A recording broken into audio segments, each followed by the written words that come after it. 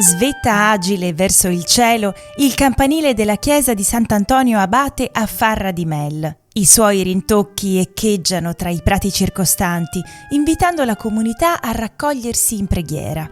Un invito secolare, visto che la chiesa, attestata già dal 1448, univa i fedeli che vi giungevano in processione per le erogazioni. La semplicità della facciata è arricchita da un particolare ed elegante portale del 1621 in pietra d'Istria e marmi policromi e dalla porta in legno dello stesso periodo. Questi due elementi provengono dall'antica cappella di Sant'Andrea di Mel, oggi scomparsa.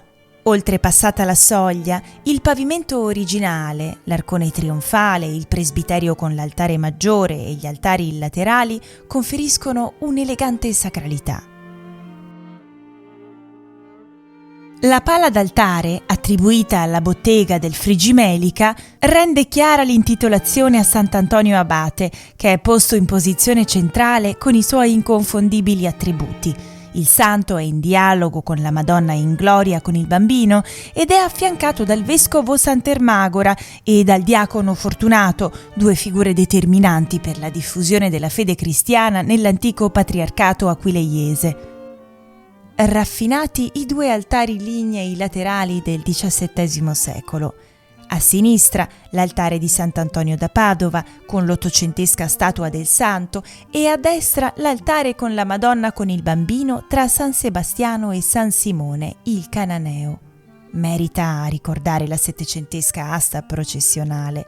Questo prezioso manufatto giunto a Farra dalla cappella di Sant'Andrea dagli anni '80 del Novecento non si trova più in questa chiesa, ma presso il Museo Civico di Belluno.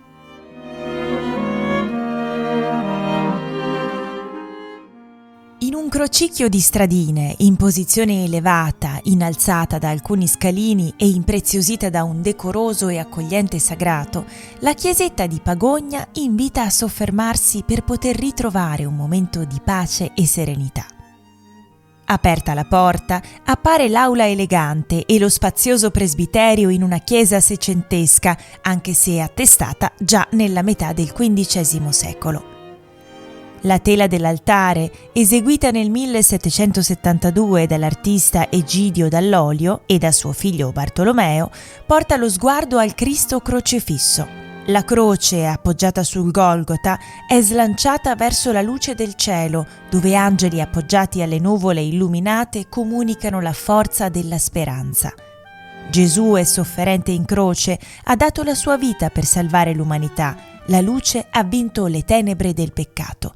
E ai piedi 3 santi. San Francesco in ginocchio abbraccia il crocifisso con umiltà e amore, un amore così grande che anche lui sarà degno di portare i segni della croce di Cristo. A sinistra, con lo sguardo fisso a Cristo sofferente, San Simone Apostolo contraddistinto dalla sega che sostiene con la mano destra, protettore dei boscaioli e dei lavoratori del legno, un'attività sicuramente assai diffusa nel territorio. A destra San Carlo Borromeo, canonizzato nel 1610. Si presenta in abito cardinalizio, in atteggiamento di preghiera estatica verso il crocifisso.